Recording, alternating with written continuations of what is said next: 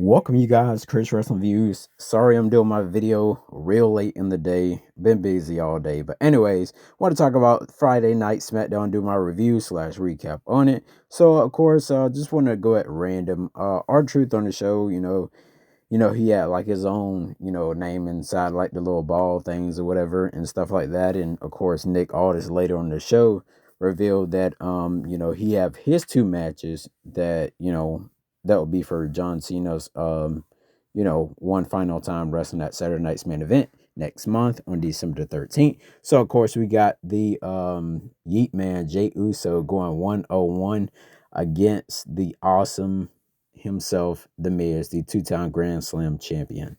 So with that being said, you guys, I think, in my opinion, I think I would have Jay Uso to actually win this one.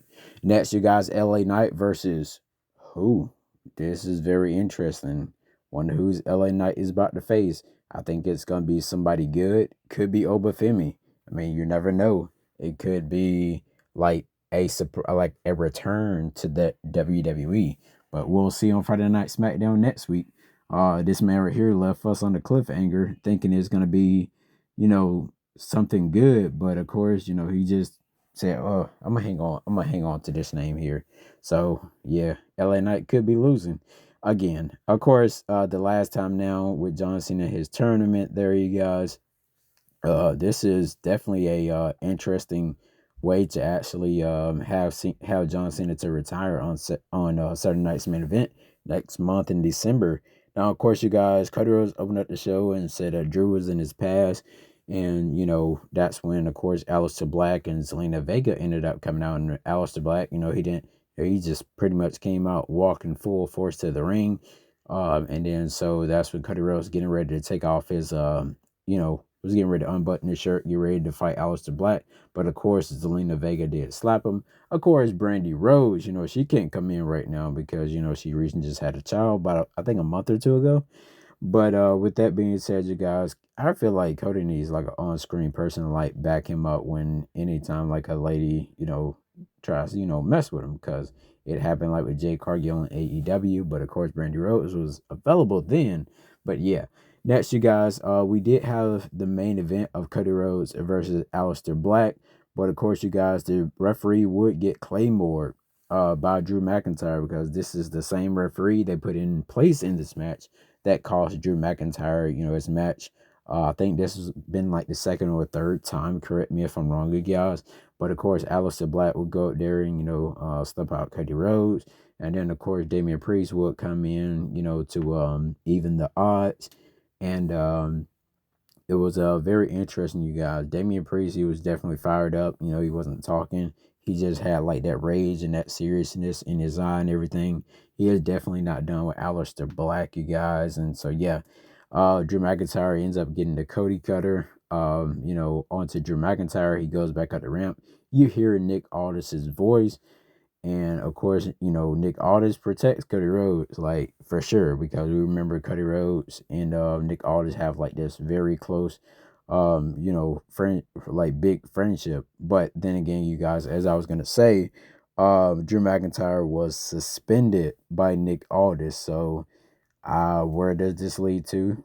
Possibly he'll go over to Monday Night Raw or something like that. Who knows? Gonna be very interesting to actually see.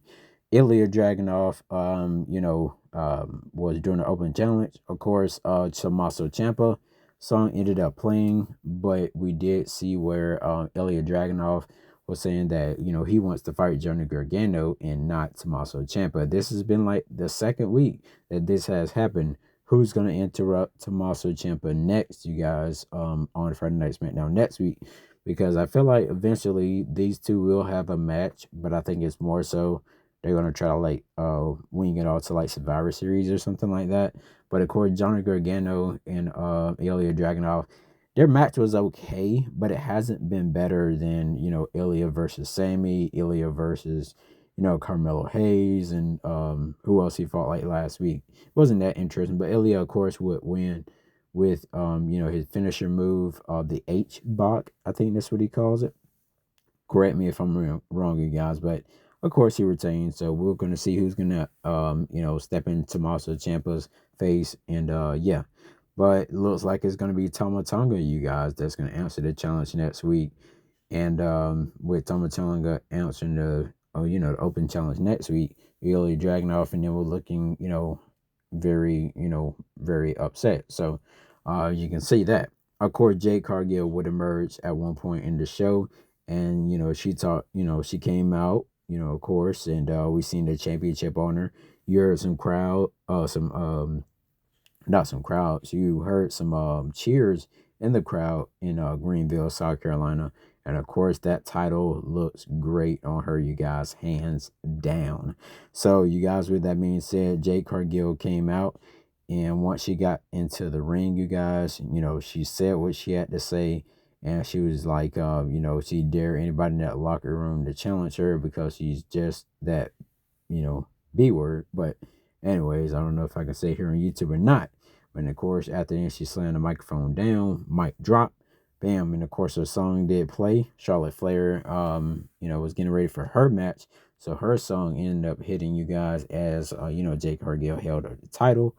And so this is where pretty much where we're somewhere down the line, maybe Survivor Series or something like that. Maybe Royal Rumble next year. We'll get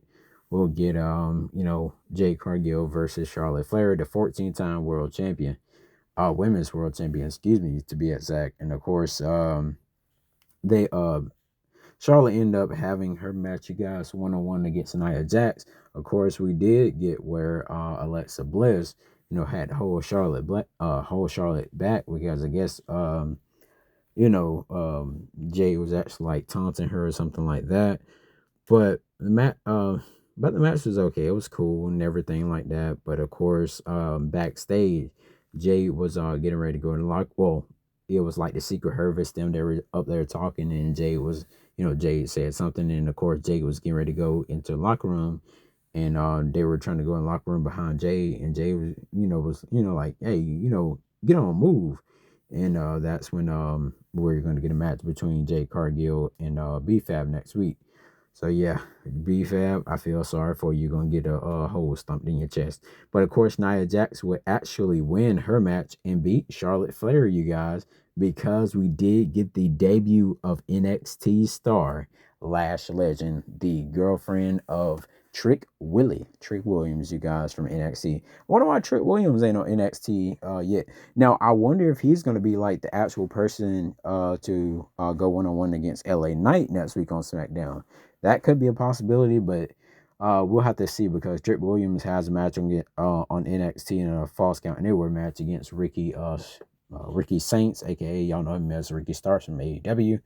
But yeah, of course, they did talk about, their alliance and everything like that. So I think these two will be the ones and not the Kabuki Warriors to take the tag team titles off of, Alexa and Charlotte. So going to be very interesting to see.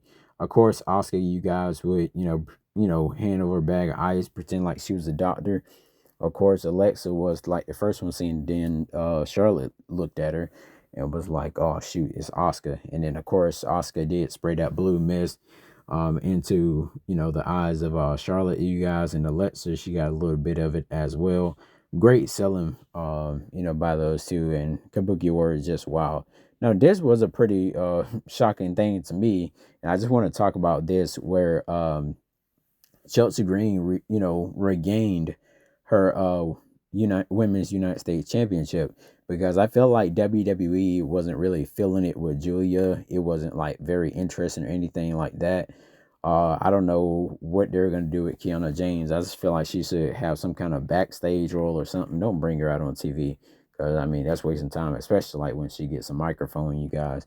But of course, you guys, Ethan Page looks like he could one day be a challenger for United States Championship Open Challenge. But of course, right now he's the North American champion, where I feel like Ethan Page would drop that North American Championship over to Joe Hendricks because he's in a feud now with Joe Hendry and Theo Hale and all that stuff on NXT.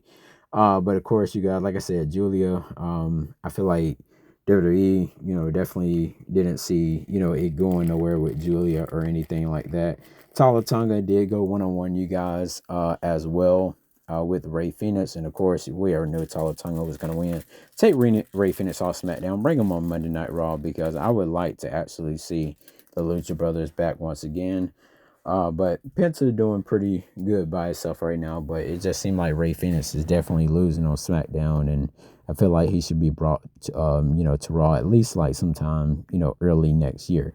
Of course, Sami Zayn would come out there to fight off the MFTs. Of course, Sami Zayn definitely got a big history, kind of like thing with Solo Sikoa, you guys, and Tala Tonga just really seems like a new version of Kane to me, you guys. He don't say nothing. He just roars and all that. The MLTs were backstage pretty much saying they're going to take everything. And of course, we've seen the Wyatt. So, yeah, can't wait to, get that to happen. But like, comment, subscribe to Chris Wrestling Views, you guys, here on YouTube.com. I appreciate all you guys' support. Road to 100K. So, you guys, I'm still trying to push it there, still trying to bring out content and all that good stuff. But till next time, you guys, I'll see you guys for the Monday Night Raw review, for my next review. And so hopefully I'll find some interesting wrestling news where we haven't really got any this week. But yeah, I'll see you guys later and have a great day.